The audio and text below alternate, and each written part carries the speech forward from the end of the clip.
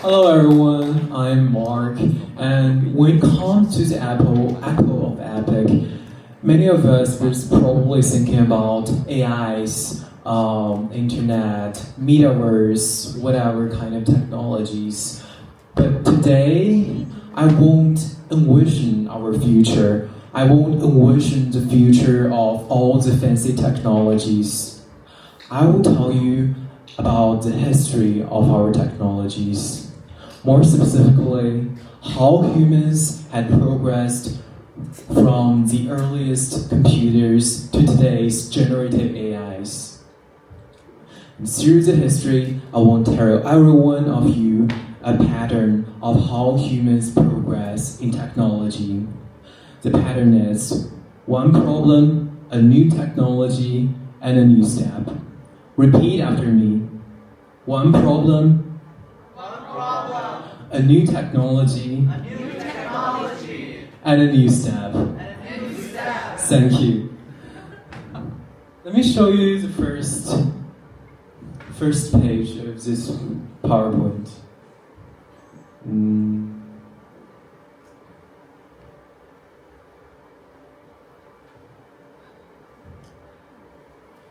Yeah, great. So what we see here is a machine used in World War II. It was called Nazi Enigma. This machine is an encryption machine. It was used to encrypt the military communications between Nazi Germany's. Once the communications were encrypted, it became incredibly hard to be break by hand for the Allies. Certainly this is a lot of trouble for them. So the Allies wanted to break the code, but the code was unbreakable by hand, by human brain. Many of us might think of, oh, can we use computers to break it? Unfortunately, there were no computers back in 100 years ago to break the code. So someone invented the computer to break the code. Here we see the pattern in today's talk. One problem, it is Nazi Enigma. One new technology, the computers. And we have the first step to artificial intelligence. Let me show you the first computer in the world. Sorry. This computer is called Colossus because it's very big and complicated. It is very different from today's computer. We can't see any chips, we can't see any batteries, and this computer is very, very big. The main component of this computer is vacuum tubes. Let me show you the picture of vacuum tube. On the left, you see the vacuum tube. What does it look like? It looks like a light bulb, right? It looks like a light bulb. You can think vacuum tubes as light bulbs. What you can do with a light bulb is that you can turn it on or turn it off. If you turn it on, it represents 1, and if you turn it off, it represents 0. As we should know, the computer uses binary system. So these early vacuum tubes could be used to perform calculations on the earliest computers. These computers, these big and complicated computers, were put into use in 1950s and 1960s. They were found to be very useful for scientists. Scientists run their program, and there's a problem for them because the old computers often crash while they were running their calculation programs. This is because the vacuum tubes aren't quite stable. They get malfunction easily when you are running your program on these old computers. This is another problem here. We need a new technology to solve this problem. What is a new technology? It is transistors. Anyone familiar with transistors? Anyone know what transistor it is? It is actually an improved version of vacuum tubes. It has almost the same structure, it do the same job, it represents 0 and 1. It was also used to perform calculations on the computers, but it has many virtues. A transistor is more stable, more flexible, and smaller. It will not get malfunction while the scientists were running their programs. What's also amazing about transistors is that you can integrate transistors on a silicon chip. Yes, a silicon chip. Before, you probably need an entire room to place a computer with 100 or more vacuum tubes. But now you can integrate thousands or millions of transistors on a chip in the size of your fingertip. The more vacuum tube or transistor you have, the stronger our computers could be.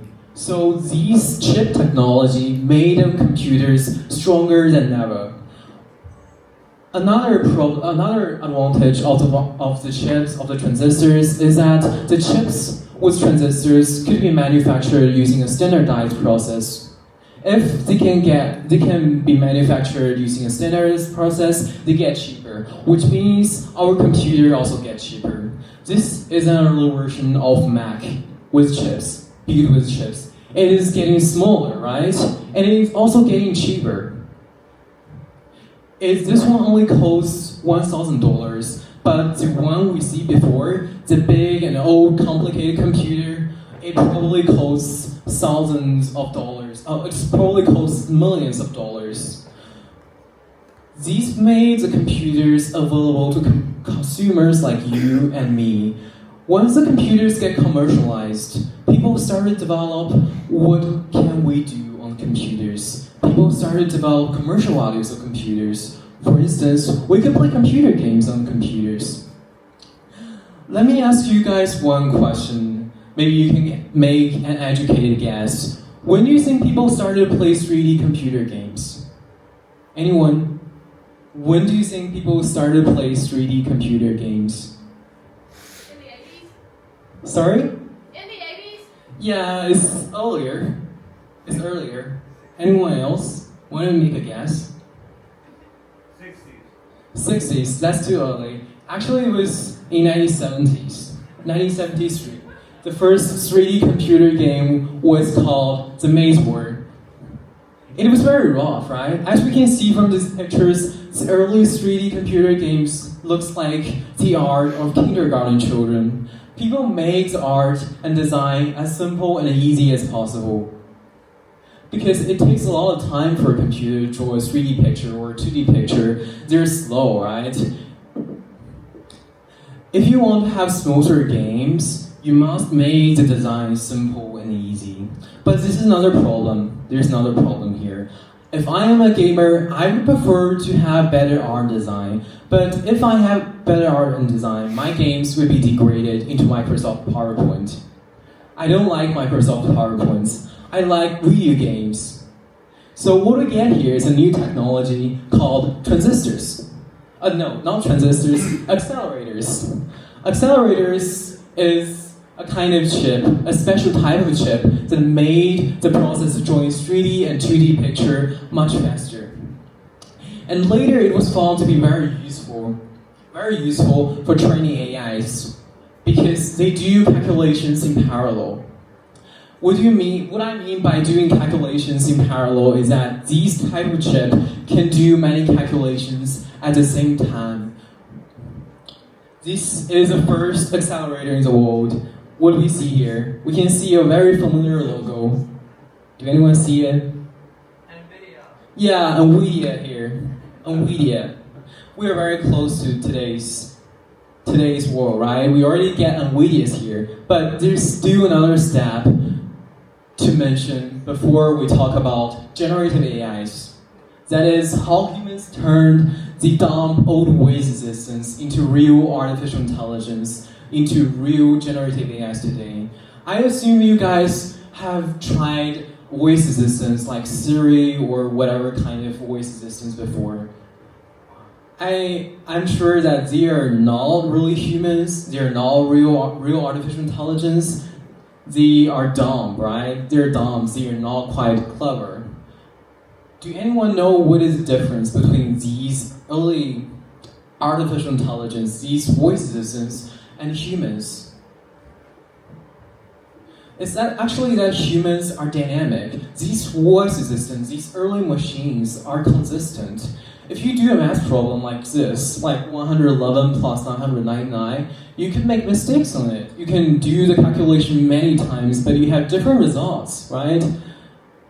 But a machine is much more consistent than humans. If you let a machine do this problem several times, they would always say, I don't know. People doesn't want this kind of consistency.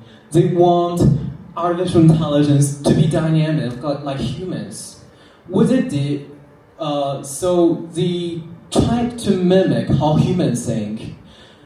The process of how humans think is actually a chain of chemical reactions. You receive informations, and some of the neurons in your brain, the neurons are cells in your brain, they are activated. And through a chain of chemical reactions, more and more neurons get activated, and you make responses. This activation process is random. It changes as you think and learn. So people react differently to same problems, to same events. To make the machines not consistent anymore, they designed a new architecture for the artificial intelligence called neural network. Let me show you a neural network here. This is a neural network. It is a mathematical model that simulates how human brain thinks. These dots are the neurons. They are the cells in your brain, and the lines, they are actually connections in your brain. These artificial intelligence with neural network, with new kind of architecture, to perform better than early artificial intelligence, but they are still not smart enough yet. They can only do specific tasks. Why do you think that happens? You can think of it. Human brain has 10 million neurons in there. Human brain has 10 million neurons, but this neural network only has 100 neurons. These 100 neurons were used to check your grammar errors. The artificial intelligence doesn't have a big brain. They don't have a brain that is big enough to help them do complex tasks. So what if we gave our artificial intelligence a larger brain with more neurons, a larger neural network? OpenAI was the first company to test this. They designed a larger brain, a larger neural network for their artificial intelligence. Their model is called ChatGPT 2. And after it was given a larger neural network, it can not only predict the next word in a sentence, it could generate coherent paragraphs. It can no longer check your grammar errors. It could make your sentence smoother, make real improvements in your sentence. This made the engineers in the OpenAI excited. They asked another question. What if we gave our artificial intelligence a larger brain, a brain whose size is comparable to that of humans? But to make the neural network larger, we need to train a larger neural network. To train a larger neural network, we need more computing power. We need more accelerators from NVIDIA. That is called the famous scaling law. So in the end, NVIDIA invested around 30,000 GPUs, 30,000 accelerators. And a neural network with 5.9 million neurons. And they get their first model, ChatGPT 3. And this is when real artificial intelligence, like generative AI, become possible. Again, we can see the pattern here. One problem, it was whether artificial intelligence could become smarter. And one solution, a larger brain. Bingo, we get artificial intelligence here. We get our ChatGPTs here. If we look back, we would find that it is only less than 100 years from the earliest computers to today's generative AI. This is really amazing, right? Let me repeat the pattern in today's TED Talk. One problem, a new technology, and a new step. So with that pattern in mind, the next problem we should ask in the future isn't about what is the future of artificial intelligence, what is the future of all the technologies. The question we should ask is whether what we can build with existing technologies, what we can build with these smarter AIs. This is the end of my TED Talk. Thank you so much.